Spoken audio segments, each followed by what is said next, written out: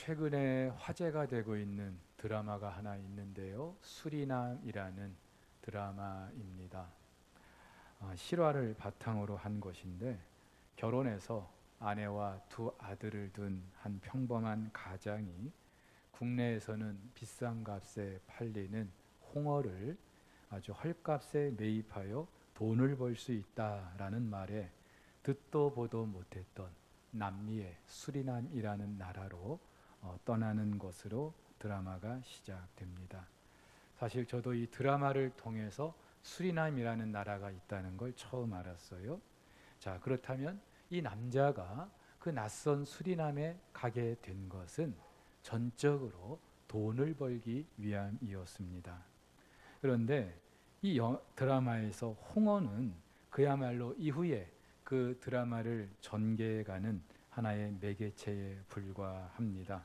자세한 이야기는 드릴 수 없지만 결국 이 홍어가 계기가 되어서 그 수리남의 거대한 마약 밀매업자를 만나게 됩니다. 그리고 그 과정에서 갖은 고생을 하다가 결국 그 우리나라의 국정원과 공조를 해서 마약 밀매업자를 검거하는 그 과정에서 아주 중요한 역할을 하게 된다는 이야기입니다.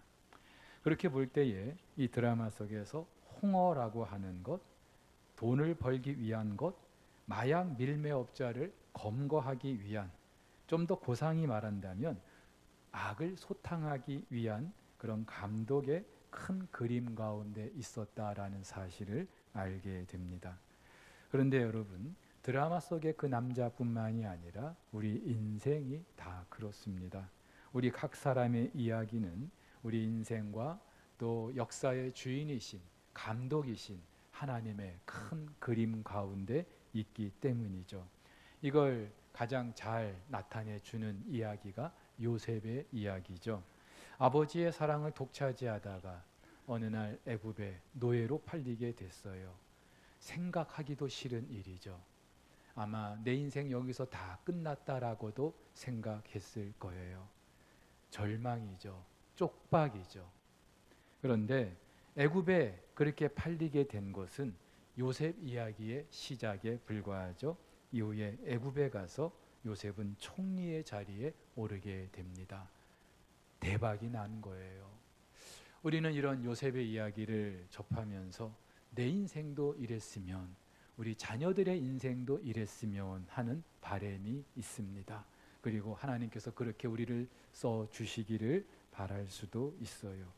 하지만 여러분, 요셉이 애굽에 팔린 것도 그렇고 애굽의 총리 대신이 된 것도 그렇고 결국은 하나님이 이루고자 하시는 큰 그림 가운데 있었던 일들입니다. 그 일이 어떤 일입니까? 창세전에 계획하신 일입니다. 아브라함에게 하셨던 약속을 이루시기 위함입니다. 바로 그 하나님의 큰 그림을 이루기 위한 작은 퍼즐로 요셉을 사용하셨던 거예요. 근데 요셉뿐만이 아니라 우리의 삶 속에서 일어나는 모든 크고 작은 일들이 그렇습니다. 결국은 하나님의 큰 그림을 이루기 위한 퍼즐입니다. 그렇기 때문에 적어도 우리 그리스도인들은요, 삶 속에서 일희일비하지 말아야 할 것입니다. 뭐 좀 안 좋은 일이 있다고 내 인생 여기서 다 끝나나 보다 하나님을 원망하면서 절망해 빠질 것이 아니고요. 뭐 좀 좋은 일이 있다고 내가 잘나서 그런 것처럼 목이 곧아지고 교만해질 필요도 없는 거예요. 이 모든 것은 하나님의 그 선하신 뜻 가운데 하나님의 그 큰 그림을 이루어가는 그 과정에 있기 때문이죠. 자, 그렇다면은 그 하나님의 큰 그림이라는 것이 과연 무엇이겠습니까? 지난주 우리는요, 베드로와 요한이 성전 미문에 앉아서 구걸하고 있던, 나면서부터 걷지 못하게 된 그 사람을 일으켜 걷게 했던 이야기를 다뤘습니다. 40평생 한 번도 일어나지 못했고요, 걸어보지 못했던 사람이에요. 그런데 그랬던 사람이 일어나 걷게 되었으니 이 얼마나 놀라운 일입니까? 하지만 그것보다 더 놀라운 일은, 그래서 이 사람이 성전에 들어갈 수 있다는 거였죠. 하나님의 존귀한 백성으로 받아들여지는 것이라고 말씀을 드렸어요. 그런데 이 사건은요, 이 사람 한 사람만을 위한 게 아니었어요. 오늘 사도행전에서 누가는 이 한 사람만을 위해서 이 사건을 기록하고 있는 게 아니라 이 말입니다. 그렇게 나면서부터 걷지 못하게 된 자가 걷게 되자 사람들이 놀라죠. 자기들이 눈을 의심했을 거예요. 그러면서 그 일이 있게 했던 베드로와 요한을 주목하게 됩니다.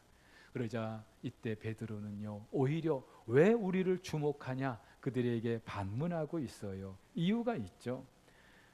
얼마 전에 죽은 자가 부활한 일이 있었잖아요. 십자가에 죽었는데 사흘 만에 부활하신 일이 있었잖아요. 그렇다면은 이 나면서부터 걷지 못한 자가 일어나 걷게 된 것, 이것이 뭐 그렇게 큰 일이냐, 호들갑을 떠냐, 이 말일 수 있습니다. 더군다나 베드로는요, 이것이 지금 우리들 개인의 권능과 경건으로 된 일이 아니다. 너희들이 십자가에 죽인 그 예수 그리스도, 사흘 만에 부활하신 예수 그리스도, 그분의 이름으로 된 일이다 라고 말하고 있는 거예요. 죽었다가 다시 살아나신 그분이 행하신 일이라면은 나면서부터 걷지 못하게 된 자가 다시 걷게 된 이것이 당연하지 않겠느냐. 그분에게 있어서 이런 일은 얼마든지 이룰 수 있지 않겠느냐. 지금 그런 이야기인 것이죠. 여러분, 일반적으로 어떤 사람의 이름은요, 그 사람을 대표합니다. 최문식이라는 이름은 저라는 사람을 대표하는 것이죠. 그래서 그 사람의 신분과 정체를 확인할 때 우리는 보통 서명을 하거나 아니면 도장을 찍습니다. 단지 그가 살아있는 걸 전제로 하죠. 죽었을 때는 아무리 서명을 하건 도장을 찍건 효력이 없어요. 자, 마찬가지로 십자가에 죽으신 예수님이 다시 살아나셨어요. 살아나셨어요. 살아계셔요.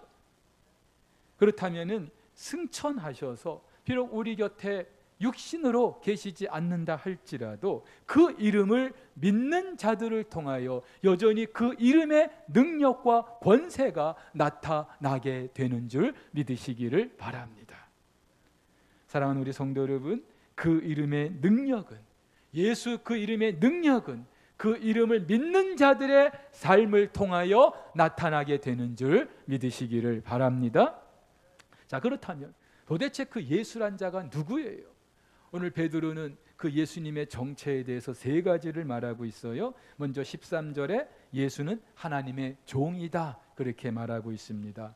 여기서 말하는 종은 헬라어로 둘로스, 노예를 의미하는 게 아니라 파이스라고 해가지고요, 나이가 아주 어린 아들 또는 그 사람을 누군가에게 이렇게 보낼 때 그 보냄을 받은 사람, 그러니까 주인과 아주 특별한 관계에 있는 사람. 그래서 여러분 가지고 계신 관주에 보면은 이 종이라는 말을 소자라는 말로 바꿔서 말하고 있어요. 어떤 영어 성경에서는 아들이라는 말로도 그렇게 번역하고 있습니다. 한마디로 그냥 우리가 생각하는 하인, 노예 그런 정도가 아니라 하나님의 아들이라는 말이에요. 하나님이 특별한 그런 관계 속에 보내신 자, 그가 바로 예수라는 말입니다. 또 14절에서는 예수를 일컬어 거룩하고 의로운 자라고 합니다. 베드로는 두 가지 목적으로 지금 이 말을 하고 있는데, 하나는 그들이 대신 놓아준 바라바라는 살인자와 이 예수라는 자는 비교가 되지 않는 그런 분이다라고 하는 사실을 강조하기 위함이고요. 이런 예수를 너희가 십자가에 못 박아 죽였다, 이것은 있을 수 없는 엄청난 흉악한 일이다, 이걸 지금 강조하려고 하는 거예요. 성경에서 거룩한 자, 의로운 자, 하나님에게만 사용되고 있습니다. 여기서 말하는 거룩하고 의로운 자 누구입니까? 그러면 바로 하나님의 아들 예수 그리스도이죠. 결정적으로 15절에서 예수를 일컬어서 생명의 주라고 말하고 있어요.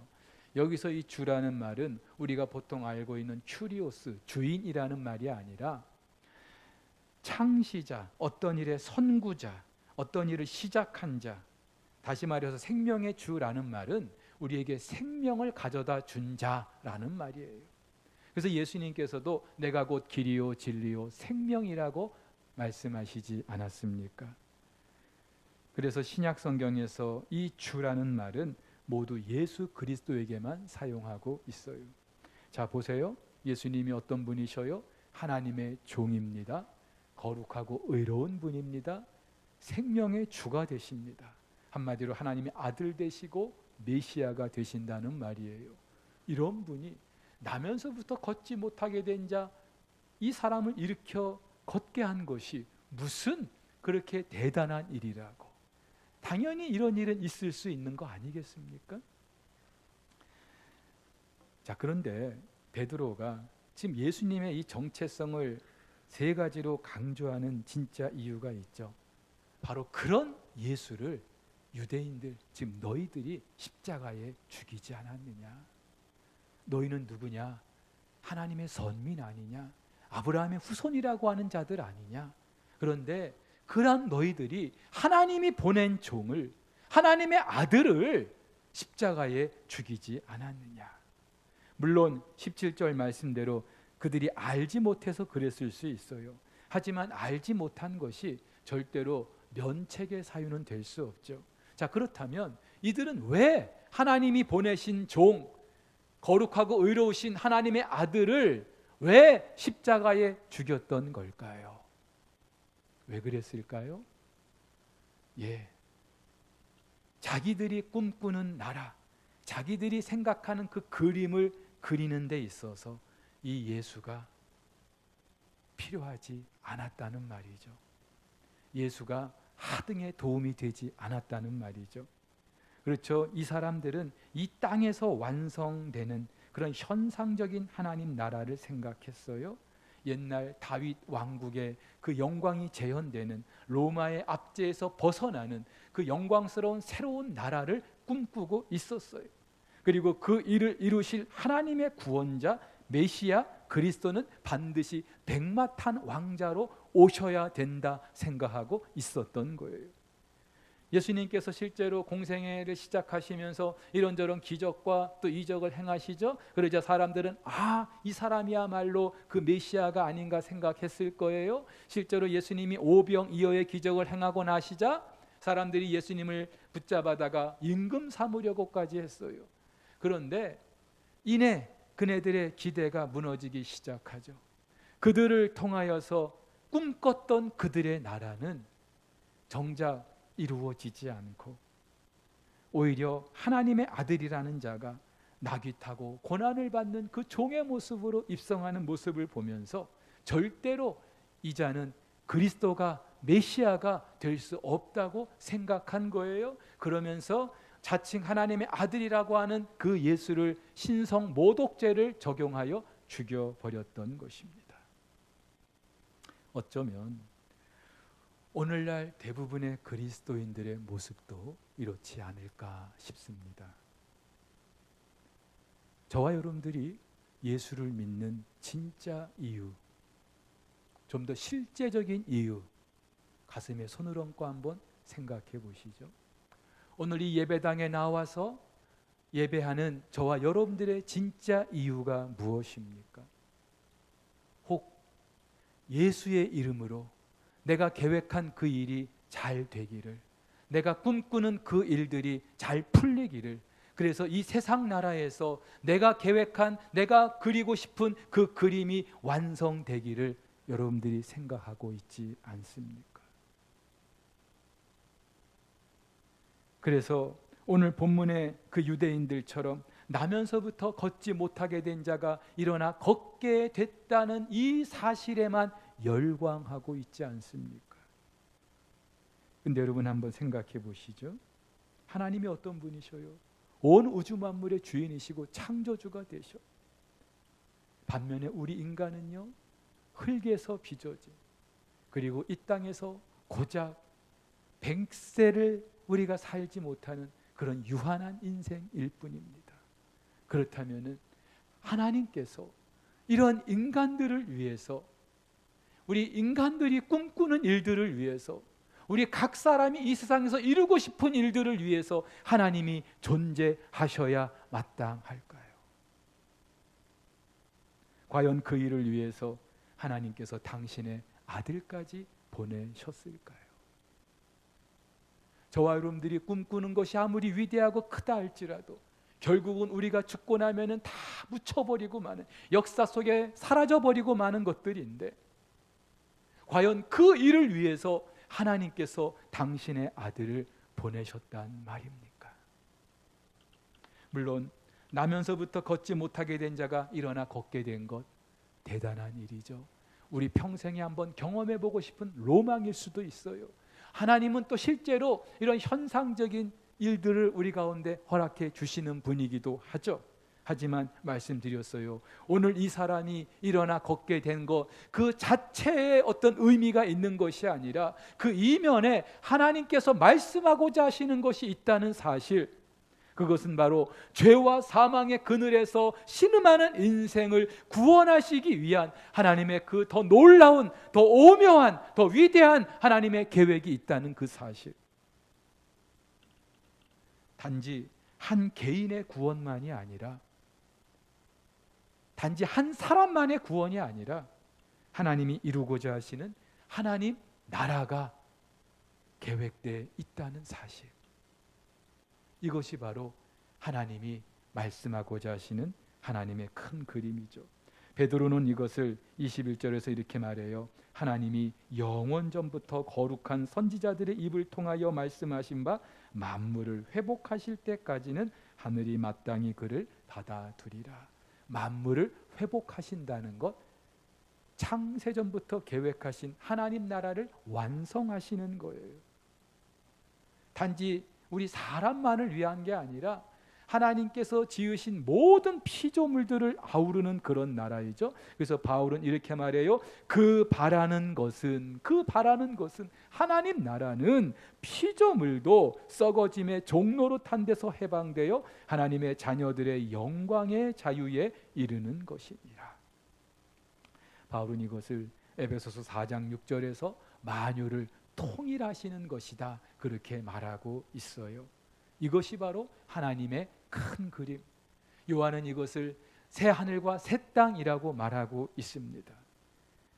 죄와 사망의 모든 권세를 멸하시고 온전히 당신이 통치하시는 나라, 타락 이전의 그 세계로 회복하시는 것, 이것이 바로 하나님이 꿈꾸시는, 하나님이 계획하신, 그리고 역사 가운데 이루어 오신 하나님의 큰 그림인 줄 믿으시기를 바랍니다.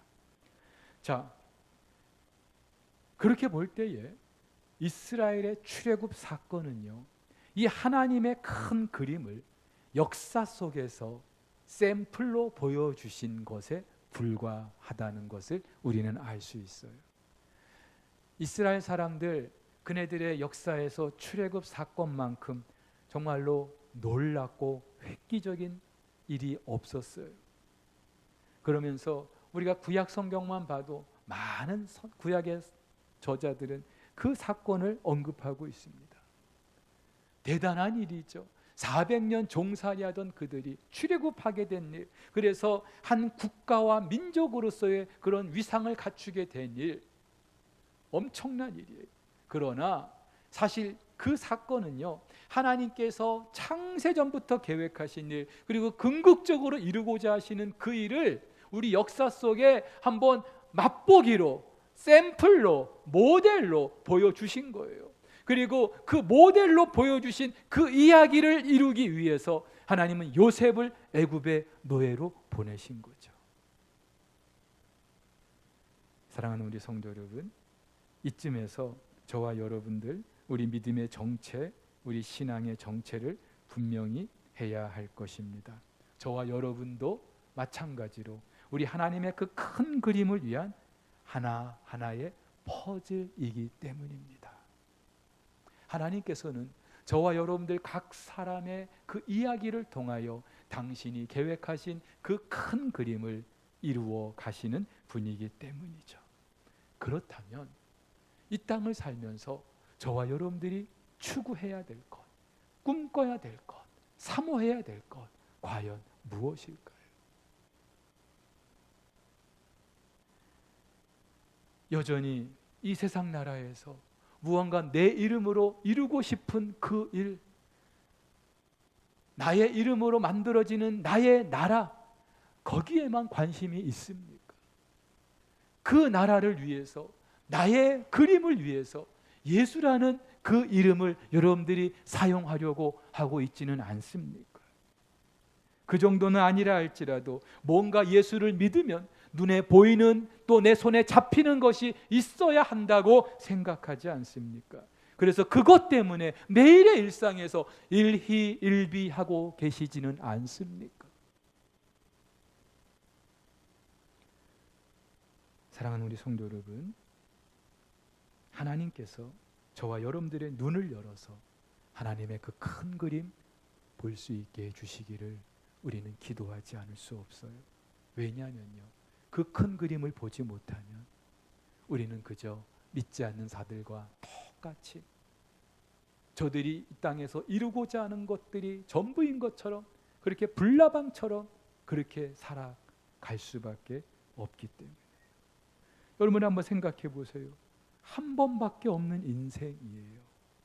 근데 이 인생, 하나님께서 당신의 아들을 십자가에 내주시고 구원해 주신 존귀한 자녀로 살아가게 하시는 인생이에요. 너무나 값진 인생이에요.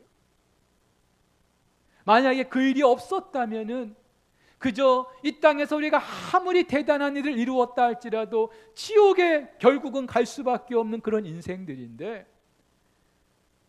저와 여러분들을 위하여 하나님께서 그 아들을 십자가에 내주시고 당신의 존귀한 자녀 삼아 주신 그런 인생이에요.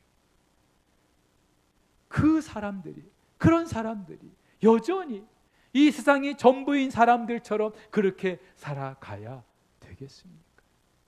어떻게 살아야 될까요? 오늘 베드로는 자기 설교를 듣고 있던 이들에게 회개를 촉구하고 있어요.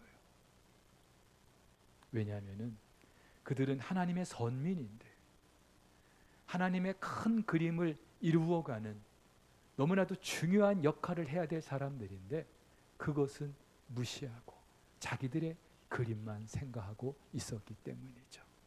그렇다고 이들이 하나님의 그 큰 그림이 어떤 건지 하나님이 알려주지 않은 게 아니에요. 오늘 베드로는 이미 하나님께서 그 그림을 어떻게 나타내 주셨는지 여러 선지자들을 통하여 말씀하고 있어요. 먼저는 모세의 말을 인용하고 있습니다. 22절에 모세가 말하되 주 하나님이 너희를 위하여 너희 형제 가운데서 나 같은 선지자 하나를 세울 것이니 너희가 무엇이든지 그의 모든 말을 들을 것이라. 이스라엘 백성들에게 모세는요, 하나님 다음 가는 존재였어요. 그도 그럴 만한 것이 400년 종살이하던 그들을 출애굽하여서 한 국가로서, 민족으로서 그런 위상을 갖추게 했던 너무나도 훌륭한 사람이기 때문이죠. 그런데도 모세는요, 하나님께서 당신의 큰 그림을 위해서 일시적으로 사용하셨던 사람에 불과한 거예요. 그래서 오늘 모세는 나와 같은 선지자를 일으킬 것인데 그가 누구라고요? 바로 예수 그리스도시라고요. 모세가 첫 번째 출애굽을 통하여서 유대인들만의 그 나라를 세웠다면은 예수 그리스도는 새로운 출애굽을 통하여 유대인들뿐만이 아니라 온 열방과 민족을 아우르는 하나님의 그 나라를 세우시는 분으로 오시는 줄 믿으시기를 바랍니다. 따라서 그런 모세를 거역했던 이들이 성경을 보면은 멸망을 당했거든요. 그렇다면은 하나님 나라를 이루기 위해서 이 땅에 오신 분들을 거역한 너희들의 운명이 어떻게 될지 알고 있느냐? 회개해야 되지 않겠냐? 지금 베드로가 촉구하고 있는 거예요. 아울러서 사무엘 이후에 왕국 시대 사역했던 모든 선지자들, 하나님의 그 큰 그림을 예언했던 사람들이고, 그리고 그 중심에 예수 그리스도가 있었다는 사실을 말합니다. 24절에 또한 사무엘 때부터 이어 말한 모든 선지자도 이때를 가리켜 말하였느니라. 이때 언제요? 바로 예수 그리스도의 때. 그렇죠. 아무리 다윗 시대, 솔로몬 시대가 정말로 태평성대를 이루었다 할지라도, 그래서 이후에 모든 유대인들이 그 나라를 꿈꿨다 할지라도 그저 그 나라는 이 땅에 잠시 존재했던 현상적인 것에 불과하고 하나님께서 그 다윗의 후손으로 오실 예수 그리스도를 통하여 영원한 영광의 나라를 세우실 것을 말씀하였다는 것입니다. 마지막으로 베드로는요, 그네들의 시조 아브라함을 언급하고 있어요. 하나님께서는 갈대아 우르에 살고 있던 아브라함을 부르셔서 그에게 약속을 주시죠. 너를 축복하는 자에게 축복하고 너를 저주하는 자를 내가 저주할 것이다. 그리고 내가 너를 복의 근원이 되게 할 것이다. 안타깝게도 아브라함은 생전에 그 하나님의 약속이 이루어지는 걸 보지 못했어요. 그런데 당연합니다. 그 약속은, 아브라함에게 주셨던 약속은 아브라함 당대에 이루어질 것이 아니라 그 후손으로 오시는 예수 그리스도를 통하여 이루어질 것이기 때문에 아브라함을 통해 하나님 주신 그 약속은요, 단지 그 히브리인들, 혈통적인 유대인들만을 중심으로 나라를 이루는 것이 아니라 예수 그리스도를 중심으로 땅의 모든 나라가 하나님 나라로 세워지는 그 영광스러운 날을 말하고 있었다는 거예요. 그 일을 위해서 하나님이 유대인들을 택하신 거죠. 제일 먼저 그들을 택하시고 바로 그 일을 이루실 하나님의 매개체로 삼으셨던 거예요. 실제로 그들을 출애굽시키고 나서 내가 너희를 제사장 나라로 삼겠다 말씀하셨어요. 제사장 나라, 하나님을 알지 못하는 그 이방인들이 하나님을 알게 하는, 그리고 하나님 나라가 되게 하는 그 역할을 감당해야 될 민족이 이 유대인들이었는데, 이들은 그 사명은 망각하고 그저 하나님이 자기를 택하였다라고 하는 그 사실에만 젖어서 빠져 살았던 것이죠. 오히려 그러면서 하나님의 큰 그림을 그리기 위해서, 완성하기 위해서 보내신 하나님의 아들 예수를 죽이기까지 했던 거예요. 이 얼마나 엄청난 일입니까? 물론 그렇다고 해서 하나님의 계획이 취소되거나 하나님의 그 계획이 좌절되는 건 절대로 아니죠. 그 모든 것 역시 하나님의 섭리 가운데 있었기 때문에요. 하지만 그렇다고 해서 그네들의 죄가 없어지는 것도 아니죠. 그래서 이제 그들이 해야만 하는 일, 할 수밖에 없는 일, 회개하고 돌이키는 거예요. 베드로는 지금 그 설교를 듣고 있는 그들에게 바로 이 회개를 촉구하고 있는 거예요. 그러면서 너희들이 회개할 때 어떤 일이 있게 될지를 또 베드로가 말하고 있는데, 먼저 그들의 모든 죄가 사해질 것이다. 이 죄 사함을 받는다라는 말은요, 석회를 바르다 또는 하얗게 칠하다 그런 말도 있고요, 또 씻어내다, 지워버리다 그런 의미가 있어요. 연필로 글씨를 쓰다가 잘못했으면 지우개로 지워버리죠. 볼펜으로 글씨를 쓰다가 잘못하면 화이트라는 것으로 싹 덮어버립니다. 마찬가지로 너희들의 죄가 아무리 크다 할지라도 하나님의 종 메시아를 죽인 그 죄, 엄청난 죄를 너희들이 범했다 할지라도 너희들아 회개하면은 하나님께서 너희들의 죄를 없애주실 것이다. 지워버릴 것이다. 실제로 시편 기자도 그렇게 말하지 않습니까? 동이 서에서 먼 것처럼 우리의 죄가를 멀리 옮기신다고요. 이사야 선지자도 하나님은 우리의 죄를 기억조차 하지 않으실 거라고요. 그러면서 그들의 죄를 용서해 주신과 동시에 너희들에게 새롭게 된 날이 임할 것이다. 궁극적으로 예정하신 그리스도 예수를 보내실 것이다. 예정하신 예수를 보내신다는 말은 예수님의 재림을 말하는 것이죠. 하나님의 큰 그림, 하나님 나라가 완성되는 바로 그것을 너희들이 경험하게 될 것이다. 이 말씀이에요. 그렇죠? 하나님, 오늘 베드로는요, 너희들이 아무리 하나님의 종 메시아를 죽였다 할지라도 너희들이 이제라도 너희들의 죄를 회개하고 돌이킨다면 하나님은 너희들의 그 죄를 없이 해주실 것이고, 죄만 없이 해주시는 정도가 아니라 하나님이 계획하신 그 큰 그림을 너희들도 보게 하실 것이고 경험하게 하실 것이다. 바로 지금 그 이야기를 하고 있는 거예요. 자, 그렇다면 이제 저와 여러분들이 오늘 이 말씀을 한번 우리에게 적용해 볼 차례입니다.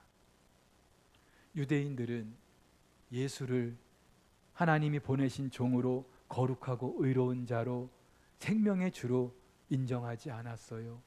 그래서 그 예수를 죽였어요. 오늘 저와 여러분들은 과연 2000년 전 나사렛 예수님께서 하나님이 보내신 종이고 거룩하고 의로운 자가 되시며 생명의 주가 되심을 여러분들 믿으십니까?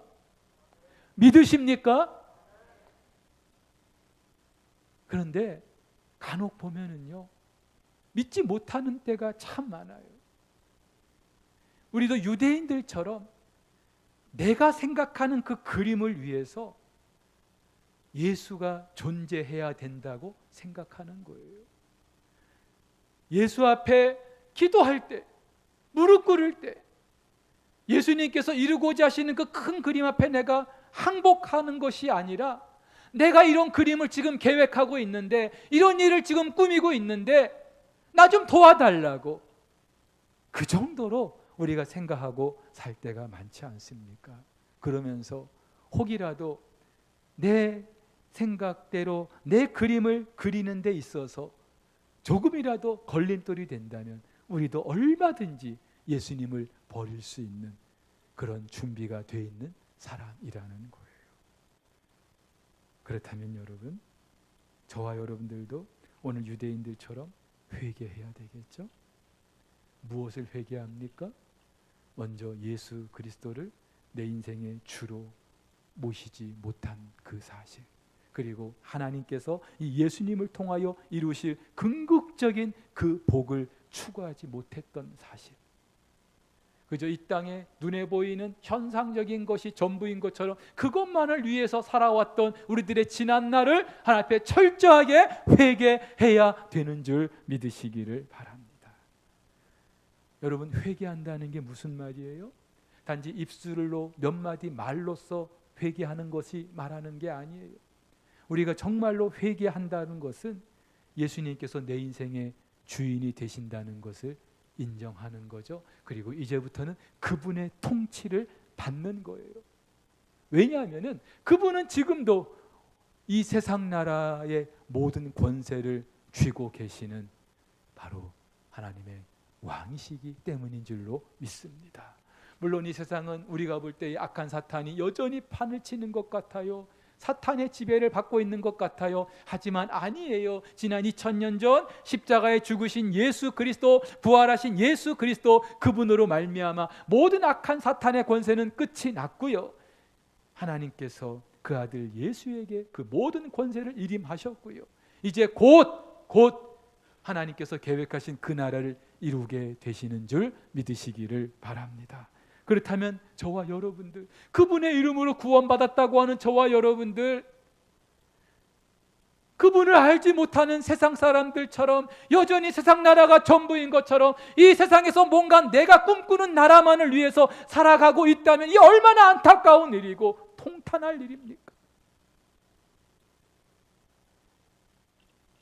이제까지 그렇게 살아왔다면 돌이키는 거죠. 돌아서는 거죠. 이것이 진정한 회개인 줄로 믿습니다. 여러분,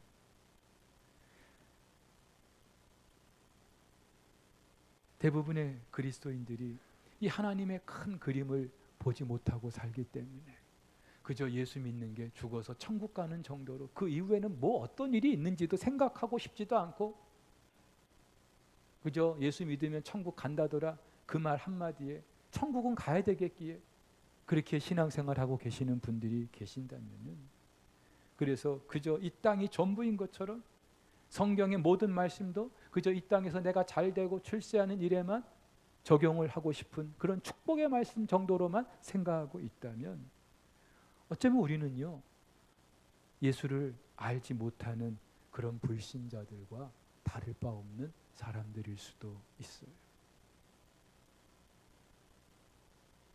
이제까지 우리가 살아왔던 인생의 연수가 어떠하든지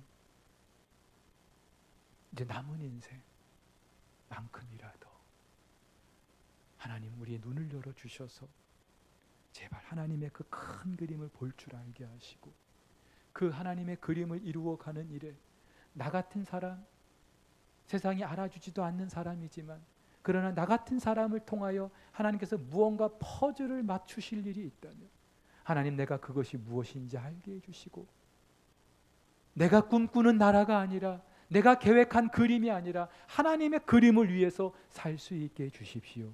그렇게 기도하고 우리의 남은 인생 살아갈 수 있게 되기를 주의 이름으로 축복합니다.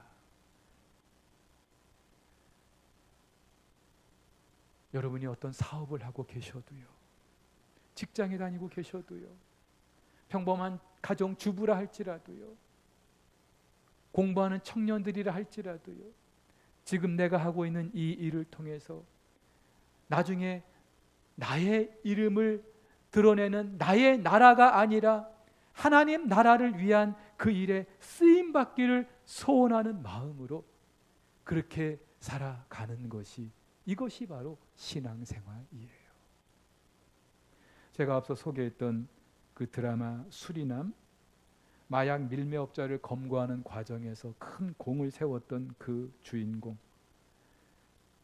그 드라마 말미에는 다시 이전처럼 평범한 일상으로 복귀하는 것으로 마무리됩니다. 근데 제가 그 장면을 보면서 조금 실망했어요. 왜냐하면은, 아니 비록 그 사람이 시작은 어떨지 몰랐어도 그 과정에서, 그 마약 밀매업자를 검거하는 과정에서 참 큰 역할을 했거든요. 죽을 고비 넘겨가면서, 그리고 결국은 그 마약 밀매업자를 검거했거든요.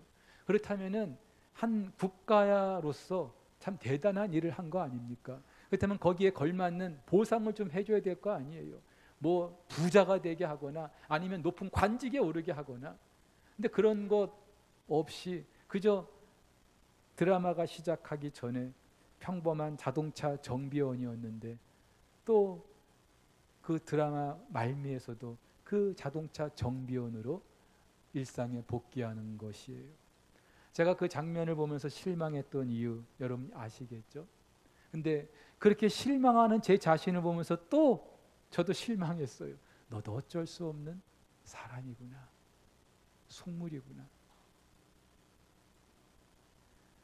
그런데요, 그 드라마가 마지막에 참 의미 있게 마무리되는 게, 비록 이 사람이 눈에 보이는 어떤 보상은 받지 못했어도 이 사람 스스로 자기가 참 대단한 일을 했다는 걸 인정했다는 거예요. 그걸 자부한다는 거예요. 그러면서 국정원과 공조했던 일이기 때문에 아무에게나 발설할 수 없는 이야기지만, 이 사람이 그렇게 그 국정원 요원에게 부탁을 합니다. 내 아들에게만큼은 나의 그 일들을, 수리남에서 있었던 그 일들을 이야기해줘도 되지 않겠습니까? 여러분, 아들에게 들려줄 수 있는 이야기, 어떤 이야기예요? 자랑스러운 이야기 아닙니까? 인정할 만한 이야기 아닙니까? 근데 이 사람이 그렇게 자기의 인생을 그렇게 평가하고 있는 거예요. 그만큼 자기가 의미 있는 삶을 살았다는 것이죠. 얼마 전에 국가유공자였던 분의 장례식을 치른 일이 있어요. 국가유공자여서 그런지 시신을 모셨던 그 병원에서 이제 장지로 출발하기 전에 제복을 입은 상위 용사들, 좀 연세는 있으셨어요. 근데 이분들이 어떤 정해진 그 의식에 따라서 그 관 이후에 태극기를 덮고 아주 멋지게 그 마지막 가는 길을 그렇게 장식해 주셨어요. 근데 그건 시작에 불과했고요. 이제 이분의 그 시신을 화장하고 그 대전 현충원으로 갔는데 봉안식을 하는데, 야, 그 장면은요 너무나 멋진 거예요. 한 40분 정도 진행이 되는 그 봉안식인데, 과연 국가를 위해서 수고하고 헌신한 분들의 마지막을 이렇게 마무리하게 해주는구나, 너무나 자랑스러울 정도로. 그런데 여러분, 우리 하나님은요 그 정도가 아니에요. 그 정도가 아니에요. 이 땅에서 비록 남들이 알아주지 않다 할지라도, 박수 쳐주지 못했다 할지라도, 하나님 나라라는 그 큰 그림을 꿈꾸면서 그리면서 그렇게 묵묵히 살았던 사람들의 그 삶, 그 과정에서 때로는 죽을 고비도 넘길 수도 있겠지만 하나님께서는 다 기억하고 계시는 줄 믿으시기를 바랍니다. 그리고 반드시 하나님 당신의 그 영광으로 갚아 주실 줄로 믿습니다. 오늘 매일 성경 큐티 본문이 사무엘하 5장에 있는 말씀이에요. 다윗이 통일 이스라엘의 왕위에 오르는 그 장면을 다루고 있어요. 근데 다윗이 사무엘로부터 기름 부음을 받았던 때가 사무엘상 16장입니다.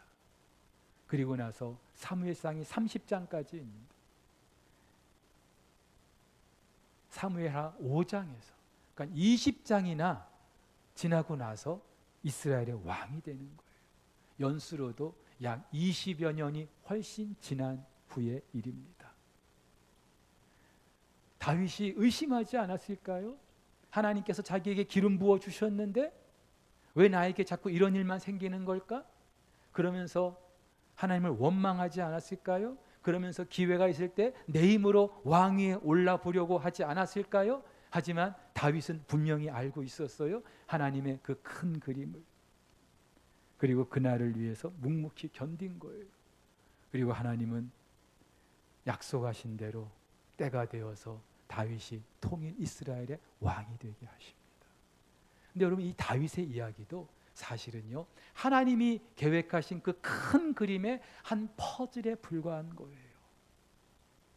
하나님께서 그와 같이 저와 여러분들의 인생을 이끌어 가시고 갚아 주실 줄로 믿습니다.